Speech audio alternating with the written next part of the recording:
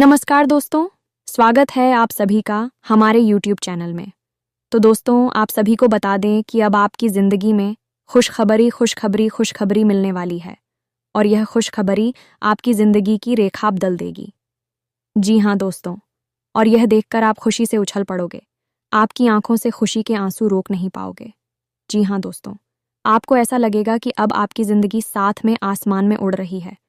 लेकिन दोस्तों, हम आप सभी को बता दें कि अब आपकी जिंदगी में होगा वह आप कभी सपने में भी नहीं सोचे होंगे।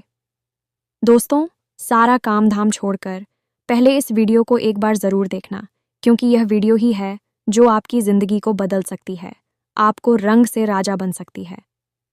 जी हाँ दोस्तों, स्वयं यह देवता आपके जिंदगी को बदल देंगे। लेकिन इस वीडियो को बीच में ना छोड़े, क्योंकि आधा अधूरा ज्ञान हमेशा खतरनाक साबित होता है। जी हाँ, वीडियो को शुरू से लेकर अंत तक देखिएगा। दोस्तों, आज के इस वीडियो में जिस विषय पर हम आपको ज्ञान देने जा रहे हैं वह आपके जीवन के लिए बेहद ही उपयोगी विषय है, क्योंकि आज हम आपको बताएंगे 5 ऐसे बड़े संकेतक जिनको जानने के बाद आपको यह पता चल जाएगा कि भगवान आपकी भक्ति से प्रसन्न है या फिर आपकी भगवान ने हर 1 करोड़ पुकार को सुन लिया है। हर एक इंसान इस संसार में किसी न किसी रूप में भगवान की पूजा तो करता ही है और उसके मन में कहीं न कहीं यह एक बात अवश्य ही लगी रहती है कि क्या उसकी पूजा भगवान स्वीकार कर रही हैं? क्या उसके द्वारा की गई भक्ति भगवान को प्रसन्न कर पाने में सख्त कहीं ऐसा तो नहीं कि भगवान उसकी भक्ति से प्रसन्न ही नहीं हो रहे हैं, उसकी हर एक पूजा पाठ और मेहनत व्यर्थ चली जा रही है। और इससे भी बड़ी बात दोस्तों, क्योंकि कहीं भक्ति में किसी प्रकार की कोई कमी तो नहीं रह गई है। यदि रह गई है तो उसे कैसे पूरा किया जाएगा? यह दोस्तों आप लोगों के मन में घूमते रहते हैं, तो आज हम आपके इन्हीं सब प्रश्नों के जवाब देने जा रहे हैं। तो आज हम जो संगीत आपको बताएंगे, यह संकेत पूरी तरह से शास्त्रों से लिए गए हैं, वैदिक परंपरा पर आधारित है। प्राचीन काल में हमारे ऋषि मुनियों ने कई प्रकार की साधनाएं, खोजबीन, शोध और अध्ययन के बाद कई प्रकार की विशेष जानकारियां अलग अलग ग्रंथों में लिखकर हमारे सामने प्रस्तुत करती हैं। अब जरूरत है हम उन ग्रंथों को पढ़ें और जीवन उपयोगी जानकारी को बाहर निकालें। लेकिन दोस्त, हर एक इंसान के बस की बात यह नहीं है, क्योंकि यह एक बहुत कठिन कार्य है। इस कार्य में लग जाता है तो ऐसे में हम आपकी मदद करने के लिए तैयार हैं। हम और हमारी पूरी टीम इस प्रकार की जानकारी को हर वक्त खोजते रहते हैं, निकालते रहते हैं और आपके लिए हम वीडियो के रूप में इस प्रकार की जानकारी लाते रहते हैं। तो अब ऐसे में आप इन संकेतों को अच्छी तरह से देखें, समझें और उसके बाद हमें कमेंट करके बताएं कि आपको इनमें से कौन से संकेत अब तक प्राप्त हो चुके हैं। हम आपको बता दें कि इन 5 में से यदि 3 संकेत भी आपको प्राप्त हो चुके हैं तो आप प्रसन्न हो जाएं, और यदि आपको 1 या 2 संगीत ही प्राप्त हो रहे हैं तो अभी आप हो, लंबा सफ़र तय करना है। कुछ विधियां हम आपको बताएंगे, कुछ विशेष तरीके बताएं कि जिनसे आप जल्द से जल्द भगवान को प्रसन्न कर पाएंगे। और इन सबसे ज़्यादा महत्वपूर्ण दोस्तों कि यदि 5 संगीत आप मिल चुके हैं तो अब आपको प्राप्त होने वाली है कुछ विशेष दिव्य शक्तियाँ। कौन सी है? बुद्धू शक्तियाँ, जो भगवान आपको अपनी भक्ति के उपहार स्वरूप देने वाले, या फिर आपको वह मिल भी चुकी होंगी लेकिन आप उनके बारे में अभी तक कोई एहसास नहीं है। उन दिव्य शक्तियों के बारे में भी हम आपको सारी बातें बताएंगे, तो वीडियो भी हद ही रोचक है। और आपको यह वीडियो पूरी तरह से देखना है। यदि आपने इस वीडियो को मिस कर दिया दोस्तों, तो हम इस बात की गारंटी देते हैं कि आप एक बेहद ही बहुमूल्य ज्ञान से वंचित हो जाएंगे। तो ऐसी गलती बिल्कुल भी ना करें। दोस्तों, हमने बड़ी ही मेहनत के बाद इस वीडियो का संकलन आपके लिए तैयार किया है। हम आपके लिए थाली परोस कर ले आए हैं। अब ज़रूरत है आपको भोजन ग्रहण करने की, यानी कि ज्ञान रूपी भोजन को अपने मन मस्तिष्क में ग्रहण कर लेने की। जी हाँ दोस्तों, यदि आप भोजन को ग्रहण कर लेंगे तो हम मान लेंगे कि हमारी मेहनत सफल हो चुकी है, हमारा प्रयास सफल हो चुका है। इसी के साथ साथ दोस्तों, हम ये भी मान लेंगे कि माई के लिए हमारी भक्ति भी सफल हो चुकी है, क्योंकि अगर हम किसी भी इंसान के जीवन में लेस मात्र भी परिवर्तन लाने में सक्षम होती है तभी तो हमारी भक्ति सफल मानी जाएगी। कभी भी भक्ति स्वयं के लिए नहीं होती, कभी भी ईश्वर की कृपा स्वयं के लिए नहीं होती, जनहित के लिए होती है। तो यदि हम आपके जीवन में कोई परिवर्तन ही ना ला पाए, आपके जीवन में कोई बड़ा बदलाव ही ना ला पाए, तो हमारी भक्ति निष्फल हो जाएगी, किसी कार्य की नहीं रहेगी।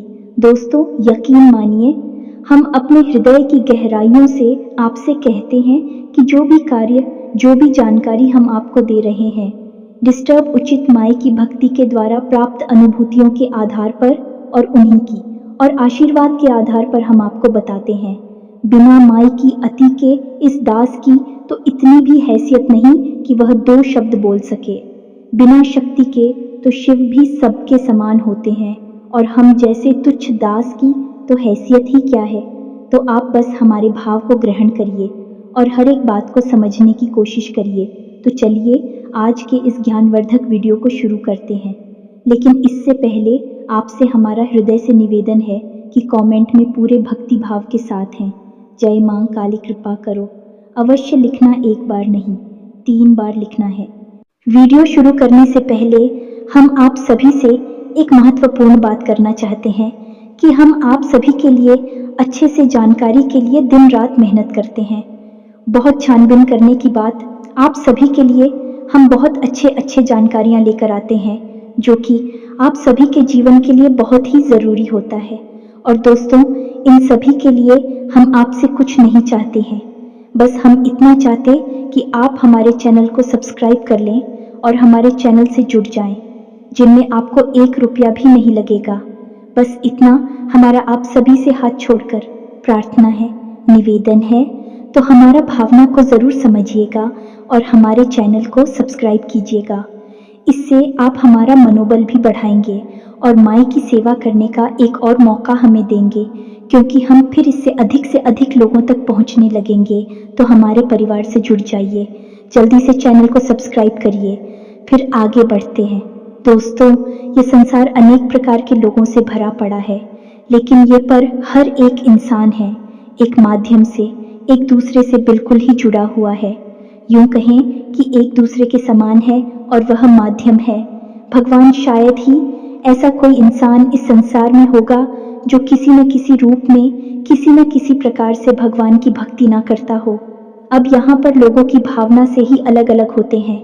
कुछ बड़ी ही गहराई के साथ भगवान के साथ भक्तिमय संबंध बना लेते हैं, और कुछ थोड़ी थोड़ी शुरुआत कर रही हैं, धीमे धीमे भगवान से जुड़ते जा रहे हैं। और कुछ ऐसे हैं जो मन में कुछ न कुछ संशय रखते हैं, शक रखते हैं।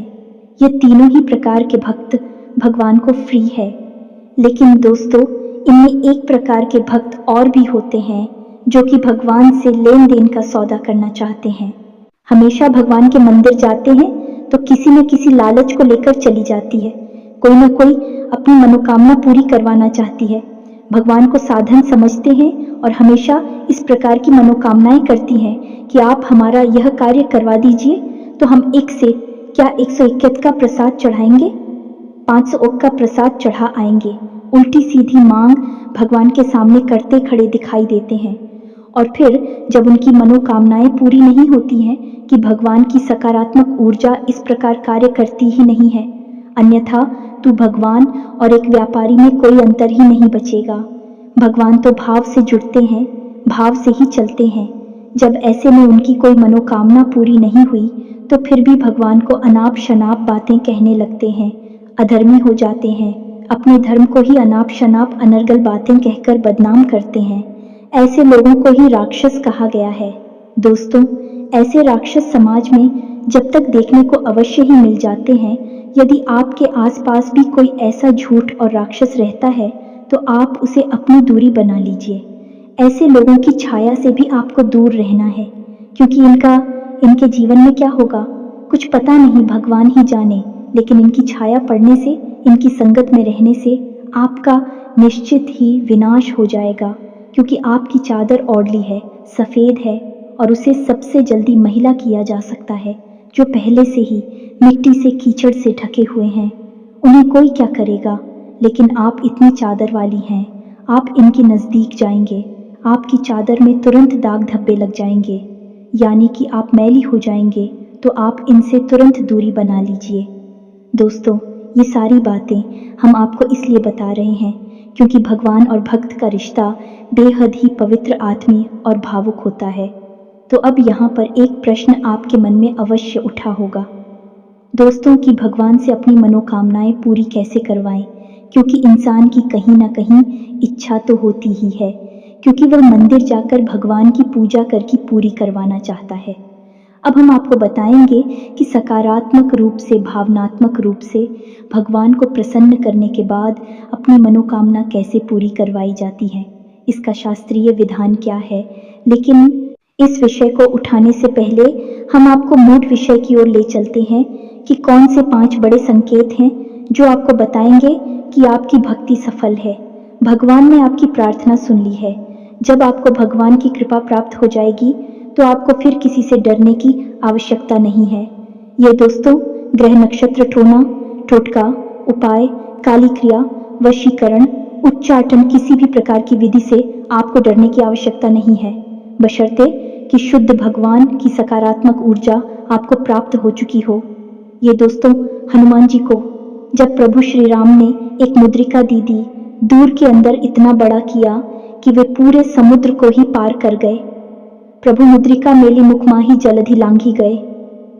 अचरज नाही, तो फिर आपके लिए तो कोई समुद्र भी पार नहीं करना है, छोटी छोटी परेशानी के समाधान ही तो निकालने हैं, कौन सी बड़ी बात है। तो अब ध्यान से सुनिए जो हम आपको बताने जा रहे हैं। आप जिस भी भगवान के रूप की पूजा करते हो, चाहे आप हनुमान जी की पूजा करते हो, माँ काली की करती, या फिर भोलेनाथ की, यह प्रभु श्री राम की, किसी भी रूप की आप पूजा करती हो, पहला संकेत यह है कि अचानक किसी दिन ऐसा होगा कि आप भगवान का ध्यान करने बैठेंगे और आपकी आंखों से आंसू चलने लगेंगे। जी हाँ दोस्तों, है आपके रोंगटे से खड़े होने लगेंगे, आपकी आंखों से आंसुओं की धाराएं बहने लगेंगे। अनायास ही ऐसा होगा कि आपके अंदर एक अजीब सी सनसनी का भाव उत्पन्न होने लगेगा। आपको ऐसा लगेगा जैसे कि आसपास का माहौल अचानक से परिवर्तित होने लगा है। हालांकि दोस्तों, ये कभी कभार ही होगा और अचानक से ही होगा, और कुछ समय तक चलने के बाद ये भाव समाप्त भी हो जाएगा। ये दोस्तों, ये एक ऐसा भाव है जो आपके अंदर उत्पन्न नहीं तब होता है जब आपकी आत्मिक ऊर्जा उस परमात्मा से, यानी कि परम ब्रह्म से जुड़ जाती है, और जब उसे सच्चाई का एहसास होता है कि वह ऊर्जा का एक भाग है तो वह उत्तेजित हो जाता है। जी हाँ दोस्तों, इसी वजह से आप इस स्थूल शरीर में कुछ इसके संकेत दिखाई देते हैं। आपके रोंगटे खड़े होने लगेंगे, एक सनसनी का एहसास आपको होने लगेगा, आसपास की आवाज़ आपको सुनाई देनी बंद हो जाएंगी। हो सकता है कि आपके कानों में कुछ अजीब सी आवाज़ें गूंजने लगे और आपकी आंखों से आंसुओं की धारा बहने लगी। कि दोस्तों, अब आप हमें कमेंट करके बताना कि आपको यह संकेत कभी महसूस हुआ है या नहीं। लेकिन दोस्तों, बात यही है कि यह आपको महसूस तब होगा जब आप बहुत गहराई से भगवान से जुड़ जाएंगे। जी हाँ दोस्तों, भक्ति की सीमाएं जब आप लग जाएंगे। अब सुनिए, दूसरा संकेत है, यह भी बहुत ही गहरा और प्रबल संकेत है। ध्यान से सुनना दोस्तों। मान लीजिए कि आप पूजा करने बैठे और आप माला फेरते हैं, या फिर चालीसा पाठ करते हैं, या फिर कोई स्थिति या गायन करते हैं, और अचानक से आपकी आंखें हो जाती हैं। जी हाँ दोस्तों, और आंखें बंद होने के बाद आप सुध बुध भूल जाते हैं। माला है तो हाथ से छूट जाती है, किताब को ही ले रखी है तो वह भी हाथ से छूट जाती है, और आप कुछ ही सेकंड के लिए, मिनट के लिए एक ऐसी अजीब स्थिति में पहुंच जाते हैं कि आपको कोई एहसास ही नहीं होता। फिर अचानक से आप एक झटके से पूछकर खड़े होते हैं और देखते हैं कि आपके हाथ से तो माला छूट चुकी है, किताब ही गिर गई है, और आप जो जॉब कर रही थी वह भी आप भूल चुके हैं कि आपने कितना जॉब कर लिया, किया भी है कि नहीं किया, कहीं आप तो नहीं गए। यानी कि एक अजीब सी स्थिति में आपने डुबकी लगाई और फिर अचानक से आप बाहर आ गए। अब यह क्या है दोस्तों, इसे आप समझ ही हमारा आध्यात्मिक, हमारे वेद क्या कहते हैं इस विषय में। जी हाँ दोस्तों, तो ध्यान से सुनिए। वैदिक परंपरा में इसी तरह कहा जाता है, निंद्रा और तंद्रा लगभग समान ही होती है, लेकिन निंद्रा में इंसान अपने शरीर की शुद्धिकरण के लिए जाता है और निश्चित समय के लिए लेकिन तंत्र एक समाधि की अवस्था जैसी होती है जिसमें कि इंसान उस परम ऊर्जा में डूब जाता है। दोस्तों, एक बात याद रखिए कि हमारे वेदों में, हमारे पुराणों में हर जगह स्पष्ट तौर पर यह लिखा है कि यह संसार है, एक माया मात्र है। इस संसार का असल स्वरूप वह नहीं है जो हमें दिखाई देता है, जो हमें प्रतीत होता है। ये सब तो हमारी इंद्रियों के द्वारा प्राप्त की गई जानकारी है, जो हमें तरह तरह की सूचनाएं उपलब्ध कराती हैं और माया की रंग बिरंगे खेल हमें दिखाती है। लेकिन यह संसार असल में एक परम ऊर्जा में लबालब डूबा हुआ है, पूरी तरह से सराबोर है, और वह परम ऊर्जा है। ईश्वर की यानी ब्रह्म की हो जाए तो आप कुछ समय के लिए उस पर हम ऊर्जा में डूब जाएंगे और इस माया से मुक्त हो जाएंगे। और वही स्थिति होती है तंद्रा की स्थिति। आप हमें बताना कमेंट करके दोस्तों कि क्या आप कभी पूजा पाठ करते समय, भक्ति में लीन होते समय तंद्रा का एहसास हुआ है? अब एक अजीब बात दोस्तों, हम आपको बताएं कि कई महान संतों ने, साधकों ने तंद्रा की इस भाव को इतनी गहराई तक ग्रहण कर लिया कि भी कई घंटों तक और कई दिनों तक इसी भाव में डूबे रहे। जैसे कि परमहंस रामकृष्ण जी इस भाव में 8 दिनों तक बैठे रहे। भगवान खुद भी इसी भाव में 8 दिनों तक बैठे रहे और स्वामी विवेकानंद भी पूरे 24 घंटे के लिए इसी तरह के भाव में डूबे रहे। और जब ये लोग इस भाव से उठकर बाहर आए, इस संसार में, माया रूपी संसार में वापस आए, तो इन्हें पता ही नहीं चला कि इन्होंने इतना लंबा समय इस तरह के भाव में बिताया था। लेकिन उस समय इन्हें ईश्वर से आकर्षण और परम जुड़ाव का एहसास पता चल गया। आपके साथ ये हुआ है कि नहीं? हमें बताना, भले ही कुछ मिनट 10 सेकंड के लिए ही क्यों ना हुआ है, लेकिन ये तो परम एहसास है दोस्तों। आप जरा सा भी हो गया है तो कल पड़ेगा, और आप उस परम ऊर्जा में विलीन होने के लिए तैयार हैं। ये मानकर चलिए। तो आप हमें बताना आपके साथ हुआ है, कब हुआ है, कितनी बार हुआ है, सब कुछ बताना दोस्तों, हमें बड़ी उत्सुकता रहेगी। अब बात करती हैं तीसरे संगीत की दोस्तों। इस संगीत का नाम है स्थित प्रज्ञ दोस्तों।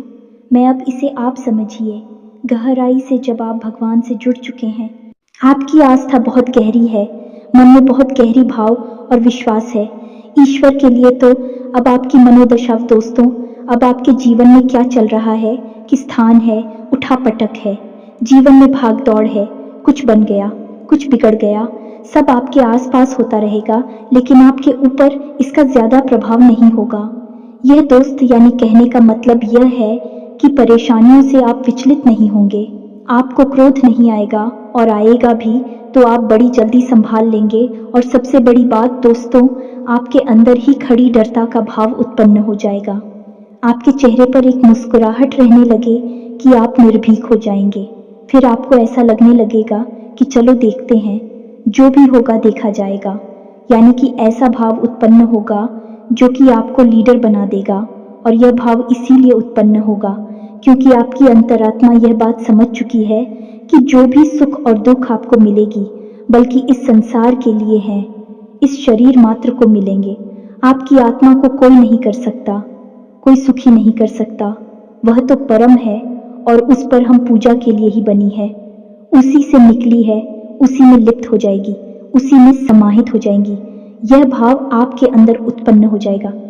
अब आपको स्पष्ट तौर पर भले ही पता न चले, लेकिन आपको यह संकेत मिलेंगे।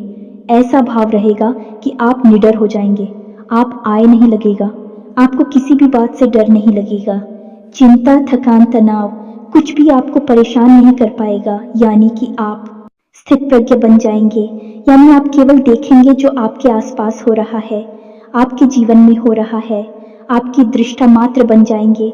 फिर आपका उससे कोई लेना देना नहीं है। हालांकि आप काम सब करेंगे, अपने जीवन को जिएंगे, हर एक घटना में आप पूरी तरह से शामिल रहेंगे, लेकिन उसका प्रभाव आपके ऊपर नहीं रहेगा। इसी स्थिति को कहते हैं स्थित प्रज्ञ हो जाना, या यूं कहें कि दृष्टा का भाव उत्पन्न हो जाना। अब बात करती है चौथी संगीत कि इस चौधरी संगीत में आपको कई बार एहसास भी कराया है, लेकिन आपको पता नहीं चल पाया है। ये दोस्तों, अब आपको स्पष्ट तौर पर भले ही पता न चले, लेकिन आपको यह संकेत मिलेंगे। ऐसा भाव रहेगा कि आप निडर हो जाएंगे, आप आए नहीं लगेगा, आपको किसी भी बात से डर नहीं लगेगा। चिंता, थकान, तनाव कुछ भी आपको परेशान नहीं कर पाएगा। यानी कि आप स्थित प्रज्ञ बन जाएंगे, यानी आप केवल देखेंगे जो आपके आसपास हो रहा है, आपके जीवन में हो रहा है, आपकी दृष्टा मात्र बन जाएंगे। फिर आपका उससे कोई लेना देना नहीं है। हालांकि आप काम सब करेंगे, अपने जीवन को जिएंगे, हर एक घटना में आप पूरी तरह से शामिल रहेंगे, लेकिन उसका प्रभाव आपके ऊपर नहीं रहेगा। इसी स्थिति को कहते हैं स्थित प्रज्ञ हो जाना, या यूं कहें कि दृष्टा का भाव उत्पन्न हो जाना।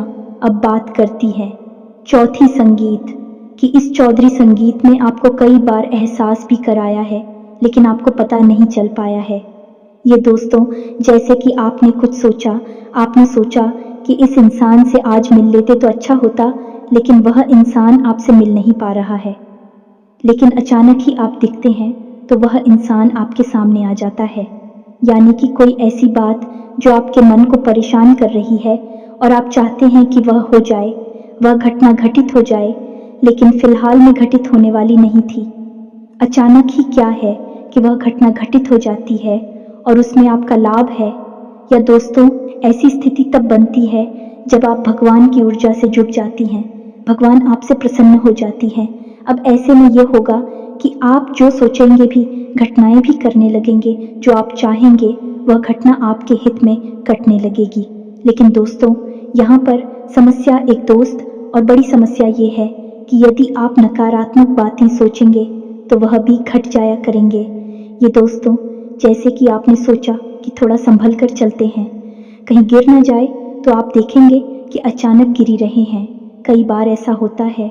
हम आपको बताएं, हमारे जाने वाली एक मित्र हैं, उनके अंदर भी यह भाव उत्पन्न हो चुका था, तो उन्होंने एक बार एक अच्छी अंगूठी कहीं से प्राप्त, यानी किसी ने उनको दिया, उन्होंने बनवाई है, हमको नहीं पता, लेकिन उन्होंने हमको बताया कि यह अंगूठी उन्हें मिली तो उन्होंने उसे पहन लिया। फिर उनके मन में अचानक ये ख्याल आया कि कहीं ऐसा ना हो कि इसमें लगा हुआ रत्न गिर जाए। या दोस्तों, और यही हुआ।